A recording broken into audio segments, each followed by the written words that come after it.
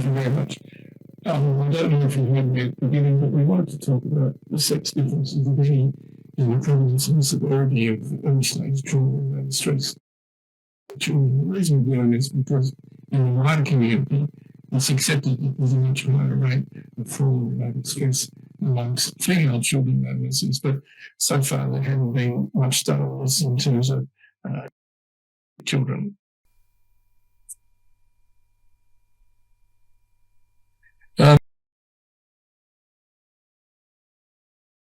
Autism, particularly in relation to anxiety disorders. A recent review covered this field, but probably we get an idea of this from one of our own studies here, in which we looked at generalized anxiety disorder, social phobia, and separation anxiety. And the blue columns refer to our sample of autistic boys, 140, and the orange columns, the non-autistic boys. And you can see that the differences are quite profound. So this is a particular problem in terms of diagnosis, but PTSD in particular. A review of this field done by Havaruvi Lamden in 2020 came to the conclusion that there wasn't really very much had been done in this field, and there was a pressing need to investigate it. And the same feeling was also mentioned by Nick Cortell. So what we decided to do is to look at some of these research issues.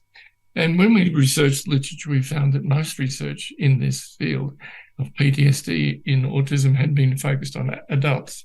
What had been done with children hadn't looked at age subgroup differences.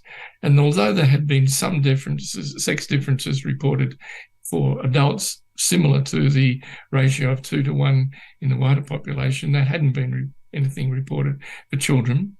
There hadn't been much reported about the association between the ASD symptoms and PTSD or the demographic factors.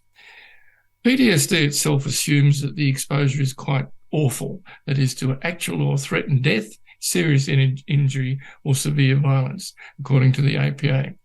But of course, many autistic children experience less severe forms of traumatic stress than being exposed to actual or threatened death. For instance, where some of our work's been looking at the effect of bullying in these children. So although PTSD is the most severe form of trauma-related stress, less severe forms of trauma-related stress are also of interest because they may eventually lead to PTSD. So what we wanted to do was to have a definition of early trauma and stress-related disorder. And interestingly, Kearns, about 8 years ago, defined trauma as a psychological industry at major, minor, moderate and minor levels that can lead to traumatic stress. And the traumatic stress he defined as being a persistent disturbance of mood, arousal and behaviour which follow a traumatic event. So in this particular study, we decided to conceptualise this as early trauma and stress-related disorder, or ETSD. In this study, we defined that in two ways, two criteria of PTSD, which were having experienced a major stress or trauma, but not necessarily the threat of death, and having recurrent disturbing memories or dreams of that stressor or trauma. And we wanted to look to see if there are any sex differences in this. We wanted to see were there any differences in terms of age groups, because both of these variables, sex differences and age groups, have been shown in the non-autistic population. And we wanted to just investigate the effects of IQ and ASD severity. The last thing we wanted to do is, because we were using a standardized instrument, which I'll talk about in a second, we wanted to compare our data with those that were collected for the people who normed that scale, taken from the wider population. We had 32 males and 32 females, aged between 6 and 17, and we matched them on age, IQ and ASD severity so as to avoid those variables becoming confounds. We got the data from the youth themselves and also from their parents.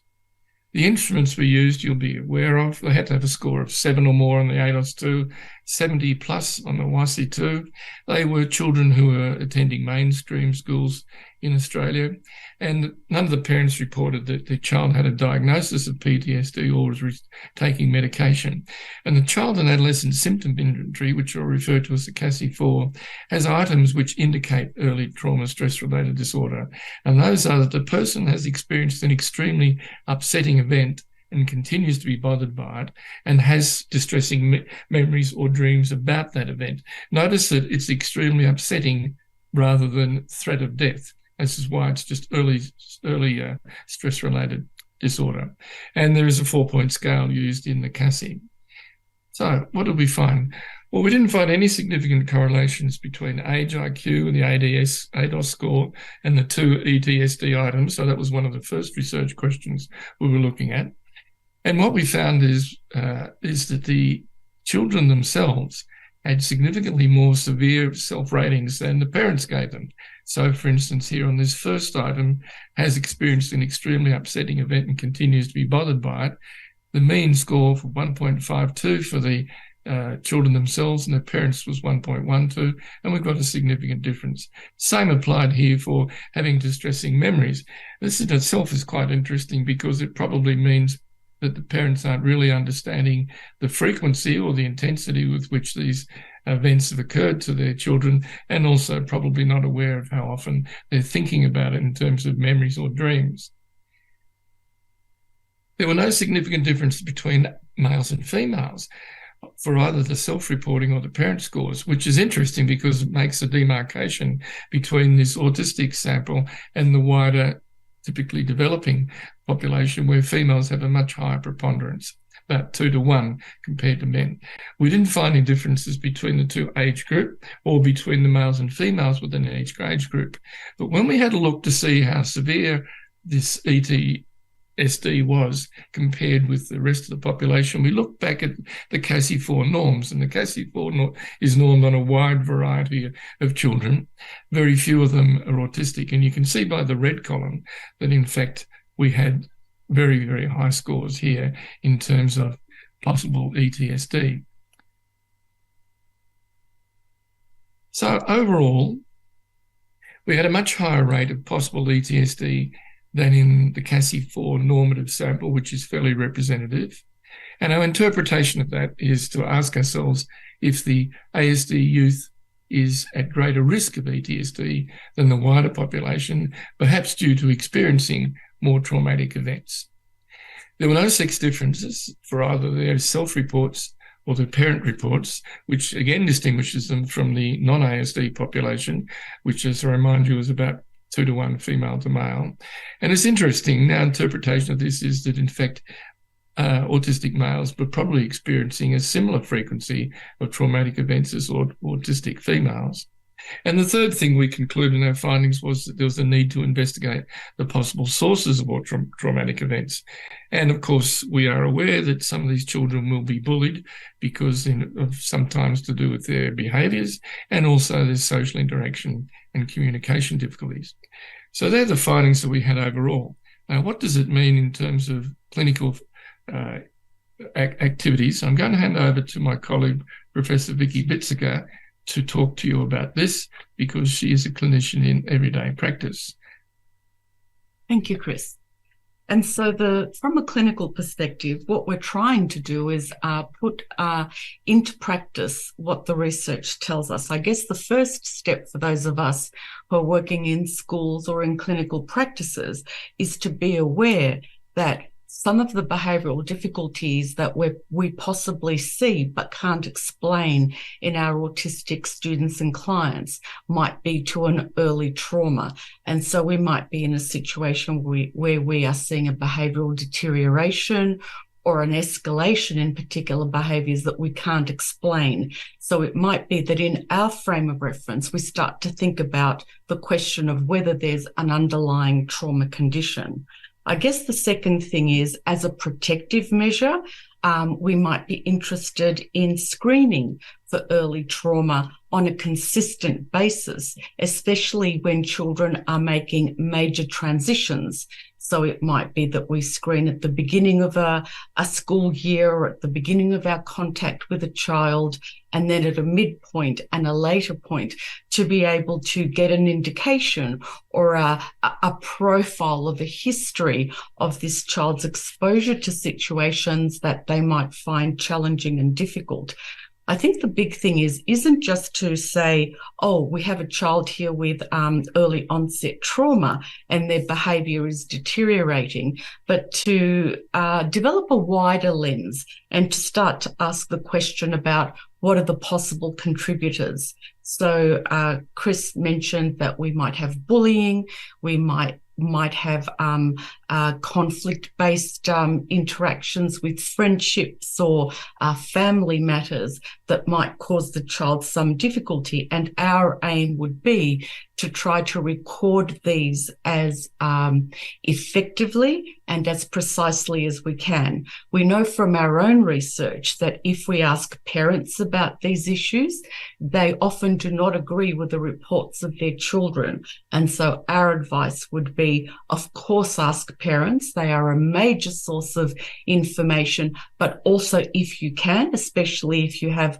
a more able person that you're dealing with, ask them specifically about their own experiences and the factors that they're confronting.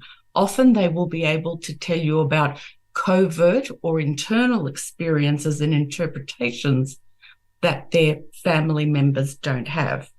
The last thing is that we need to think about how we help people on the autism spectrum who might be having an early exposure to a traumatic event.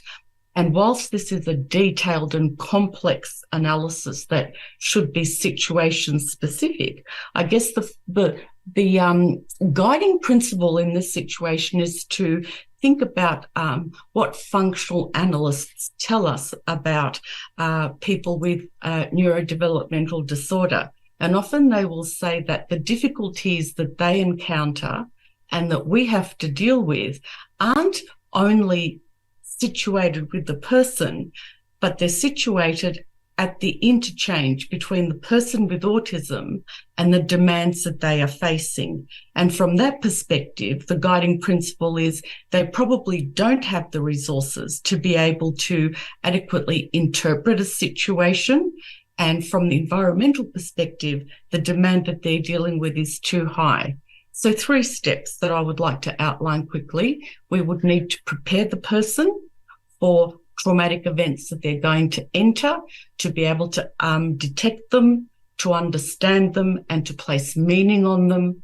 We need to teach the person specific skills to be able to manage a difficult situation whilst they are in it.